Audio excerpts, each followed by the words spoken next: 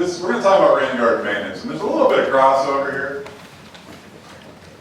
The biggest crossover, let's just go back up to the 5 miles, okay? And let's look down at this stuff. Let's see, what are we trying to do? We're trying to keep stormwater out of the pipes, okay? So, we've seen that you can do that on a roof. You generally do that on a roof when you don't have any real estate on the ground that you can manage your stormwater with, okay? Unless you're using that green roof as an amenity, where you're going to be, you know, you want it for aesthetics, you want a lot of people to look down on a cool green space. You know, there's been exhaustive studies done regarding green roofs, and one of them was, several of them were actually done in hospitals with green roofs, where the patients looked out on the green roof and got better faster. Now, that sounds a little weird, but I guess you could see somebody with a better frame of mind would get better faster. You know. So if we're not going to be, if we don't have to manage that stormwater on our roof, okay, we're going to manage it on the ground. And that's where we get into these, you know, we've got rain gardens, bioswales, retentive grading areas. I'm going to use the term rain garden, okay? And it's going to mean all those things. I'm going to probably bounce back and forth between saying rain garden, bioswales, retentive grading area, RGA. And if I do, just knowing I'm talking about all those things. All right. Let's talk about where these rain gardens. I'm going to take you through quickly design, construct, and we'll talk about maintenance, because you need to understand why and how this thing was built. Most people in this room are going to be seeing rain gardens and you know, RGAs before they see a green roof. Okay? Now, there we go. Anytime anybody is designing rain garden, successful rain garden, you should have essentially a defined area of runoff. This is not arbitrary. So if you're the maintenance guy, or you're the property owner, or you're the person that's in charge of facilities, and you've got a rain garden, and you say, well, heck, you know, if we would have just put this other curb cut it on the other side, we could get that much more water. You can't do that, because this rain garden has been sized for this area of runoff.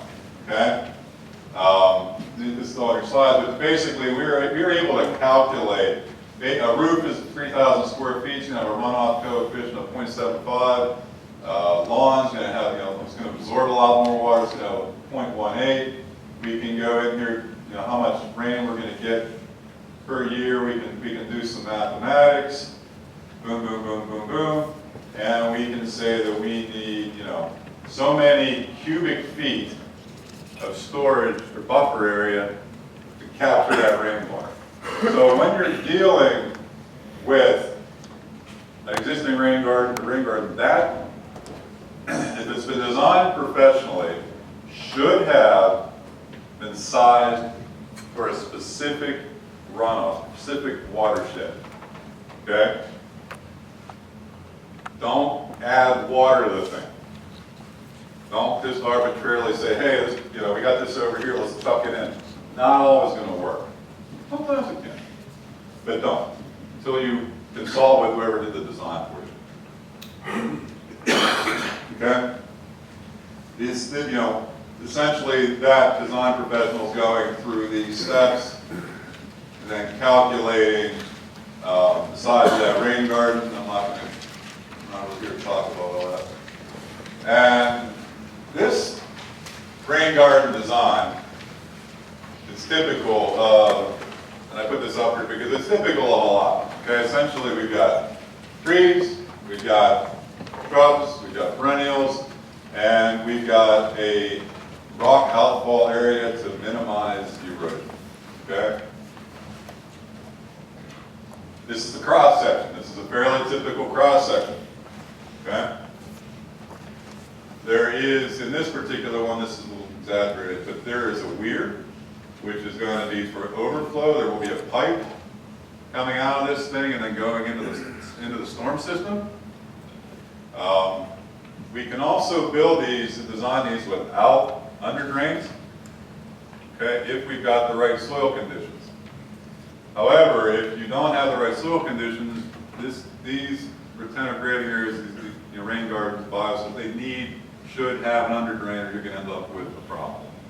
So essentially, we've got this gravel drainage / water storage area. We have a rain garden soil. Now, rain garden soil is the key component to this. It's what's doing all the work. I'm going to pass around a bag of dirt. This is rain garden soil, okay? Now, feel free to touch it. It's going to get dirty. But texturally, when you feel this, it has a sandy, greeny feel, okay? This is what's doing all the work, this soil layer, okay? This is what's allowing water to percolate into the gravel storage and / drainage area. If these underlying soils will accept that water is going to perk into the ground. If these underlying soils cannot accept this, that water will go into the pipe, into the conveyance system, go into the storm sewer, will go into a detention pond on site. Sometimes, we've literally plumbed these things right into the Ohio River. Okay? But what you are doing is you are slowing down this water. You are also capturing water in this freeboard of essentially 12 inches. We don't really want this to be, you can go to 18 inches. If you go over 18 inches from a code standpoint, a lot of these municipal codes require you to fence. If you look at your municipal code. You don't want to be fencing this thing, so you're going to want to keep that freeboard of water down to 18 inches. All right? Most of what we try to do is 12. Sometimes we won't give these things any freeboard. It just depends. It depends on the intent, where the location is. If it's an area that you can allow a little bit of water to stand, that water needs to come out of there within 72 hours. After 72 hours, you're growing mosquitoes. Okay? Now, I'm not going to really get into soil science a whole bunch here, but when you talk about this being, everybody, we always call this a drainage layer. Just to freshen everybody up on their soil science, water moves in the column of soils from large pore spaces into small pore spaces. It is actually pulled through the soil column through what's called adhesion and cohesion. The water molecules adhere to the soil particles and they cohere to one another and pull themselves down into the ground. That's why we don't have gills. And that's why we've got dry land out there, because all the water, our water will go through this topsoil layer, through the clay layer, will actually percolate through the rock and into our water table.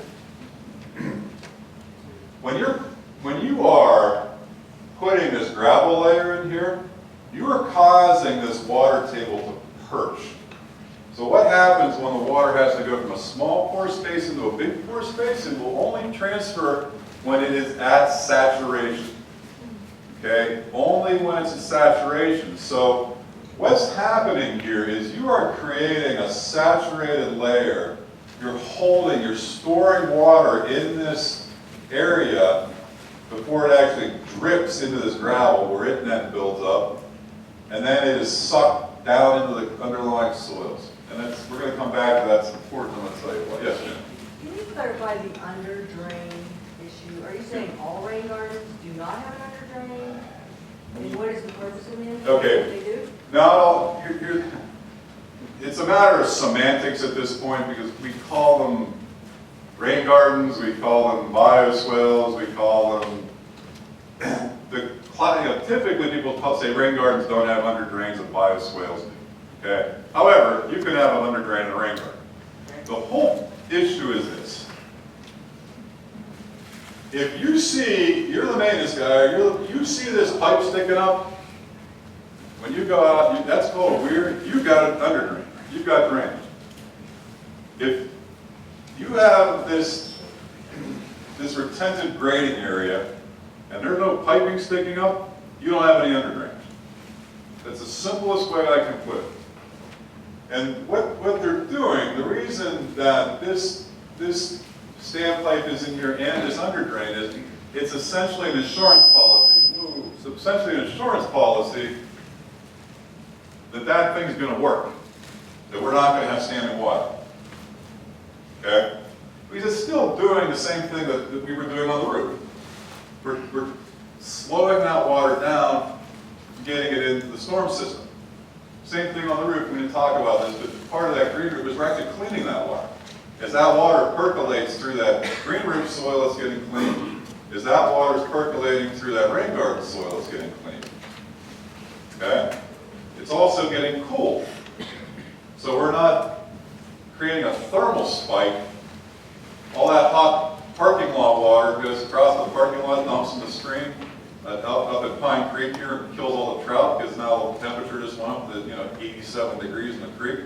Well, when it goes through that rain garden, it cools and it comes out at 56 degrees or 52 degrees. Okay? So got a little off track, but your question was under drains. It's a designer's insurance policy.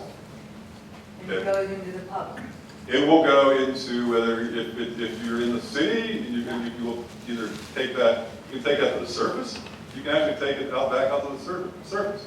If you have a small enough orifice, small enough weir that you're trickling that water out, if it's a small enough area, if it's a big area, you're going to want to put it into the storm system. So if I'm working in Cranberry where we're not tying anything in up, there's no public storm, everything goes into the retention detention basins, or sometimes they go into big parking lot storage tanks, and they end up going to Brush Creek.